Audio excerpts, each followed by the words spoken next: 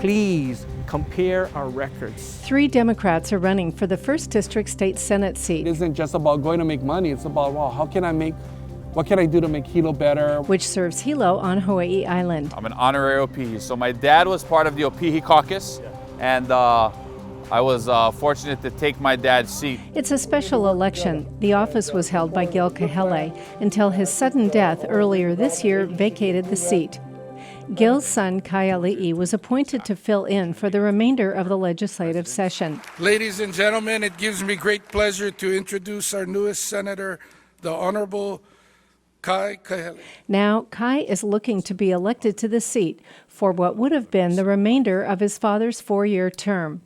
We interviewed the young Senator Kahele recently in Pana Eva. In the last few days before my dad died, we had long conversations, and we talked about a situation like this. If he passed away, would I be willing to step up and to at least put my name in for consideration to the process?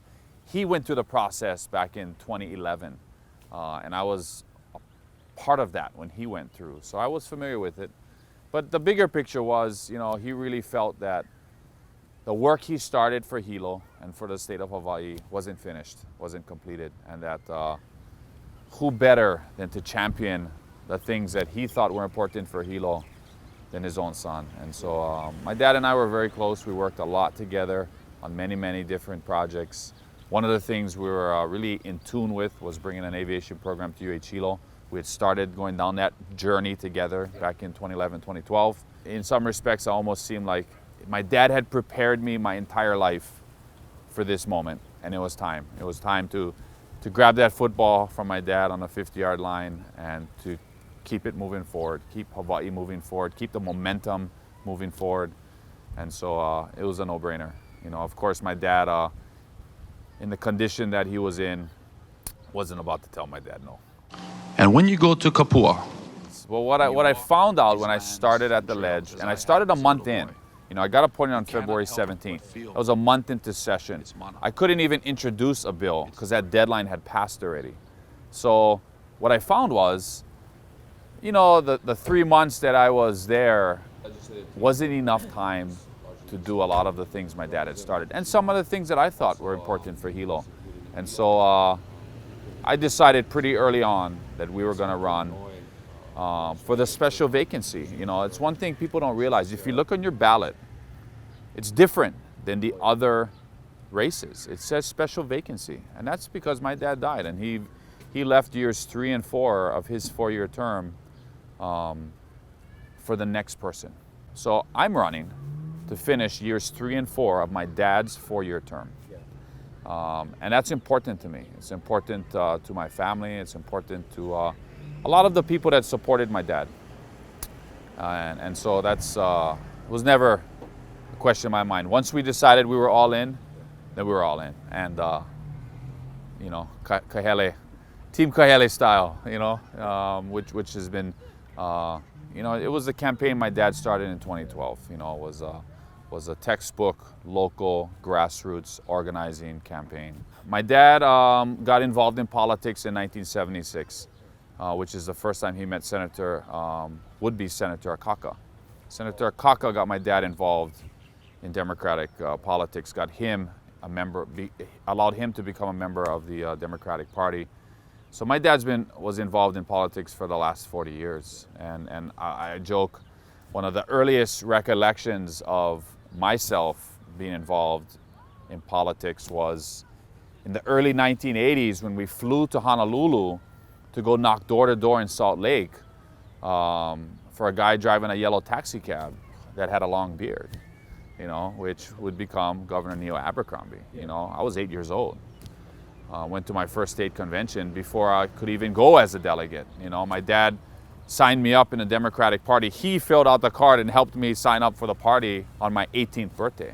Went to my first convention when I was 18 years old. It's been a part of my life for at least 3/4 of my life. So, it was time. Senator Kahele already has 1 legislative session under his belt. Although he did not see all of his father's final bills passed, the Hilo district saw a large number of capital improvement projects put into the budget. Education was an important point for me. I'm very passionate about the University of Hawaii at Hilo. Senate District 1 here in Hilo got $89 million worth of projects. And I can't take exclusive credit for that because the legislature is made up of 76 representatives, 25 on the Senate, 51 in the House.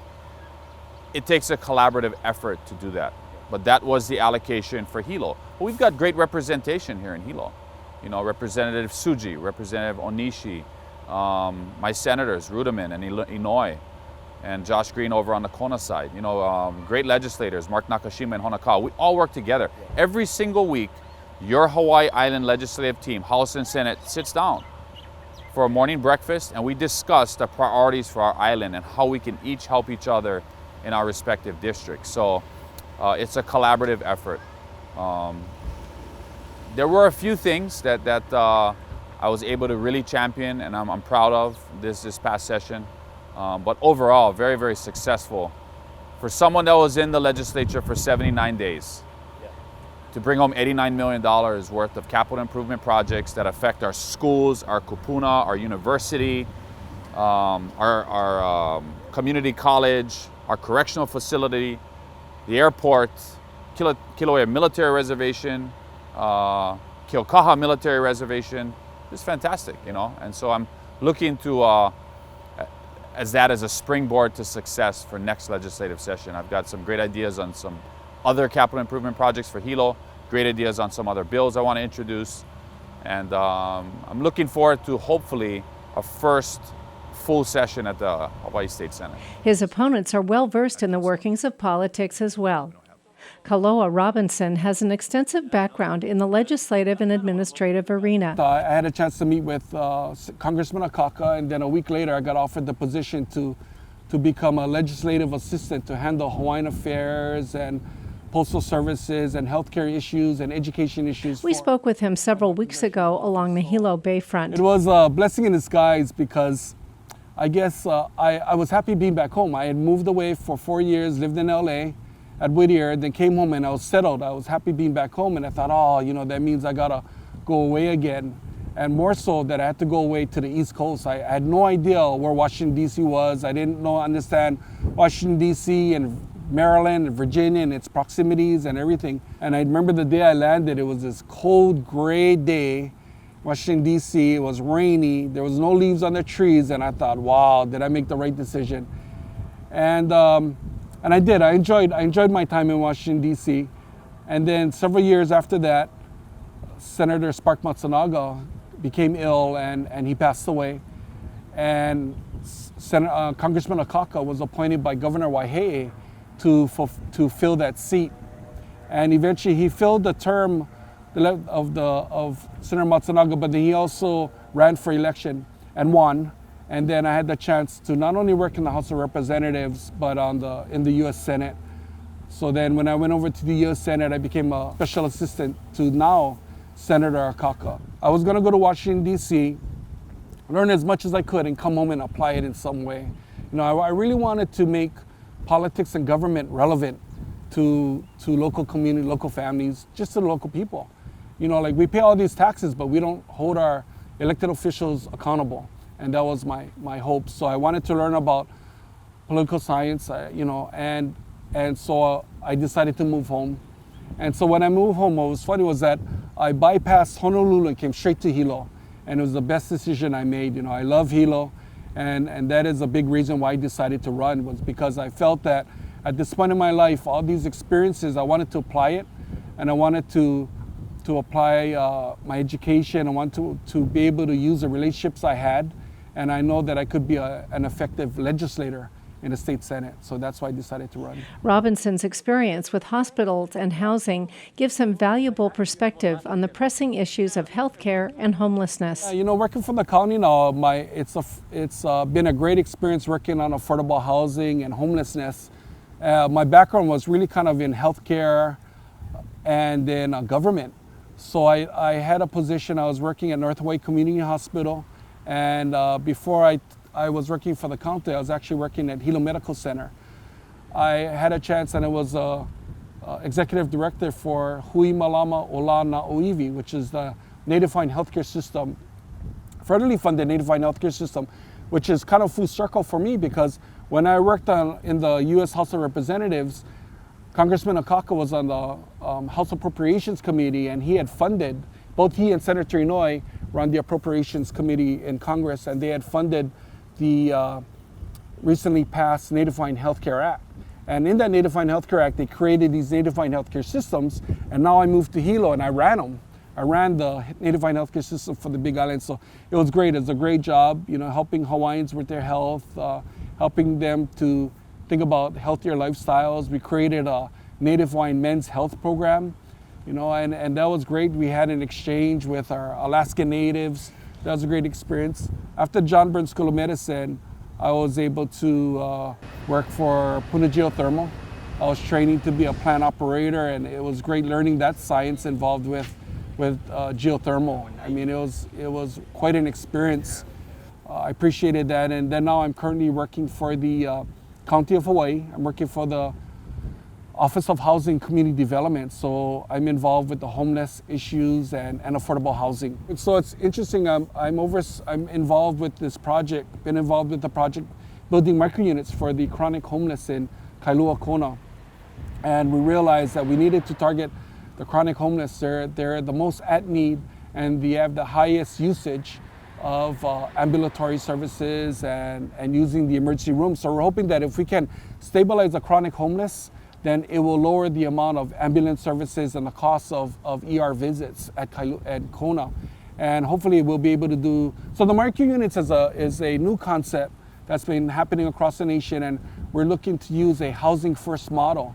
Because the other models that haven't worked for years is there were always conditions that if you wanted to be in a shelter, you had to be sober, you had to be a non-user, and you had to be clean. And Housing First is just the opposite of that. They found that what you need to do is just get these chronic homeless people, get them housed first, and then provide a stable environment. And then now you can get service providers to provide the care, whether it's addiction counseling, medication, mental health, behavioral health services, that once they got housed, now you can stabilize them, and they had higher percentages of success in that model. So that's been a great effort to be a part of. I'm talking with, and the reason I talk about healthcare and homelessness and affordable housing is because I've been working in it, and I know it to a pretty good degree of depth of understanding the issue. But one of the things that I hope for is really, again, kind of touching upon boosting our healthcare services. I know I didn't share this, but 4 years ago, I had cancer, and I would have to travel to Houston, Texas. And saving grace was that I went to the #1 cancer center in the world. It's called MD Anderson, and I was able to see what #1 cancer center, how it operates. And it really, but the side I saw of it was the business side. Not only the services, but really the level of care and the kind of facility. And I thought, wow, wouldn't it be great to have cancer services at that level here in Hilo? And wouldn't it be great that we, instead of people from the Pacific, that just not for the state of Hawaii, but that we start attracting people from the Pacific Basin. Instead of them going to Houston, Texas, they can come here to Hilo and get those kind of services here. So part of my dream is really to concentrate on healthcare, boost the services, bring in specialty services, and even if I could ever create a #1 cancer facility in partnership with MD Anderson, it'd be a great thing to do. Why I wanted to do it is that because I built a great relationship, not only within Hawaii County, but with the other counties like Maui, Kauai. The third Democrat running for the state Senate seat is also a familiar name in Hilo. Dennis Fresh Onishi is terming out after 8 years on the Hawaii County Council. He was a late entrant into the state Senate race, filing his paperwork at the 11th hour. You all know I'm terming out. December 5th is my last day, and I felt that this is my only opportunity to advance myself to a higher level to continue my career. Because if I do not do it now, and whoever wins this seat, most times they will be continuing to represent District 1. So I felt that this is my opportunity to, run, and that's why I was so late. It's interesting. I've heard stories about that would be, interesting with,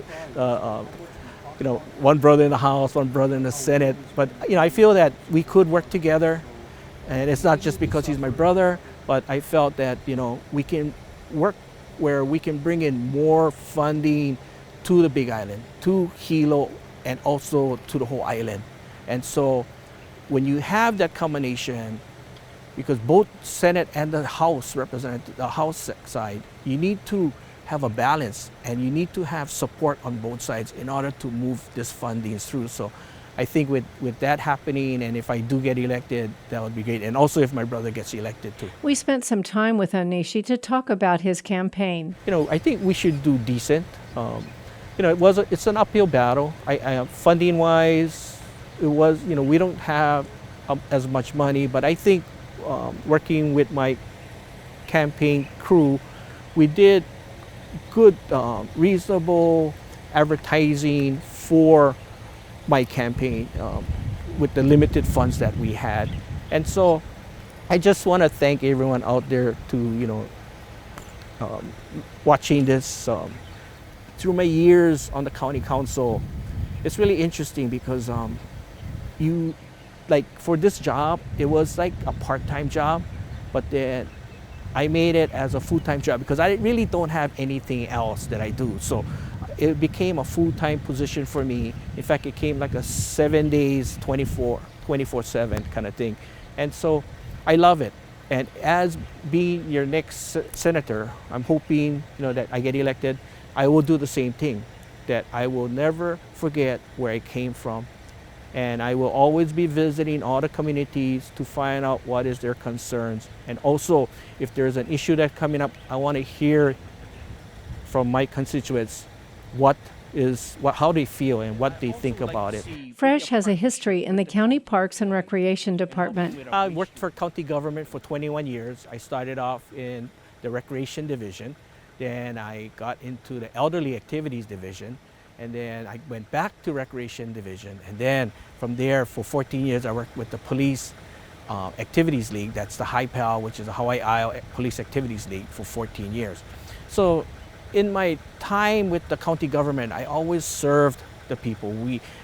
I always, in fact, serviced the elderly, running recreational programs for them. We did youth programs during the recreation times and also during the HIPAL times. And to me, being in that positions, I always was fair, where I always wanted to make sure that the public who we were servicing had the most utmost services that the county could provide. Yeah, and that's who we're supposed to be working for. So then I decided to run for county council, District 4 at the time, and the reason was to protect our senior programs and also our youth programs, because at that time the economy started to go down, was going to be sliding downwards, and so the social programs are always the first programs to be cut. And so I wanted to be the voice on the council for our youths and for our seniors. And just so happened, because being on the council during those 8 years that I've done the budget, not once did any of any youth programs got cut, but in fact we added like summer fun, all-day summer fun at Andrews and also at Waikea Rec Center.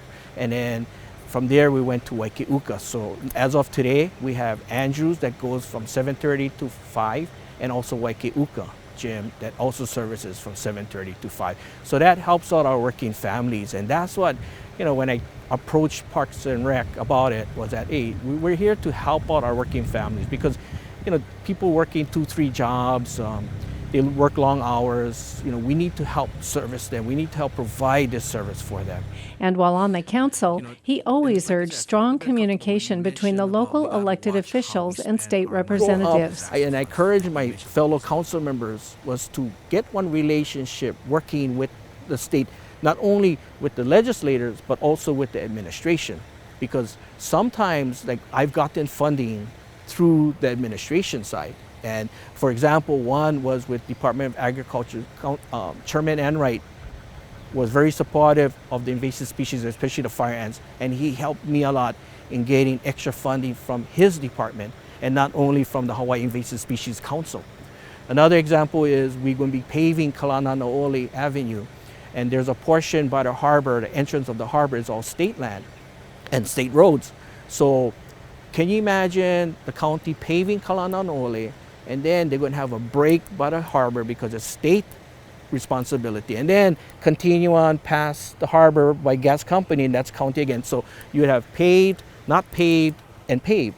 So working with Director Ford Fujikami, I got them to give the funding. Instead of having the state do the construction work, I got the state to turn over the money to Public Works, so that we approved in receiving $3 million for that project from the Department of Transportation. Ever the hard campaigner, like his father, Senator Keohokalole has far surpassed his opponents in fundraising, but still speaks highly of his fellow Democratic candidates. Those guys are great guys. You know, Coloa Robinson is a great Hawaiian man, well respected.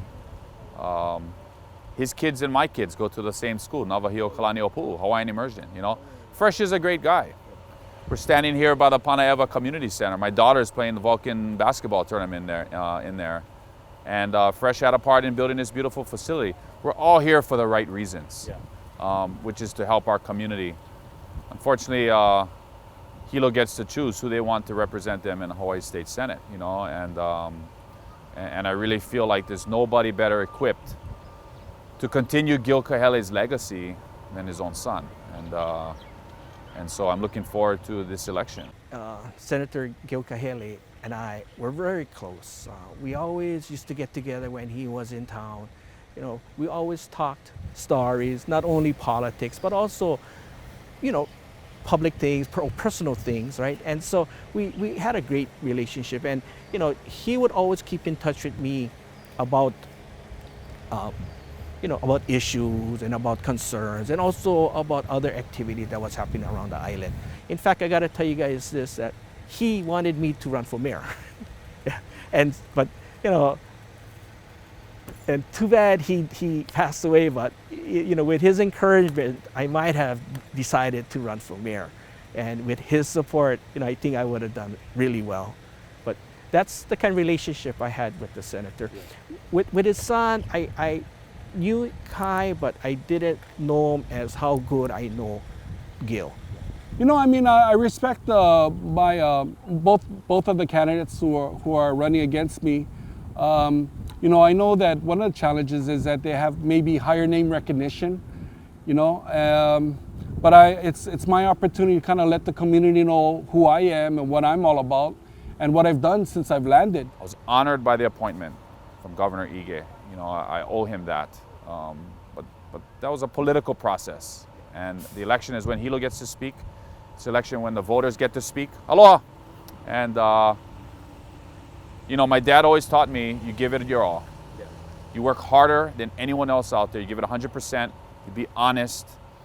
You show the people what you're made of and where your heart is. And if you're not successful, hey, you did everything you could, you know. And I'm looking forward to Hilo getting a chance to voice their vote on August 13th. Walk-in registration and voting began on August 1st and continues through August 11th. Primary election day is August 13th. The Democrat that wins will go on to face Libertarian candidate Kimberly Arianoff in the November general election.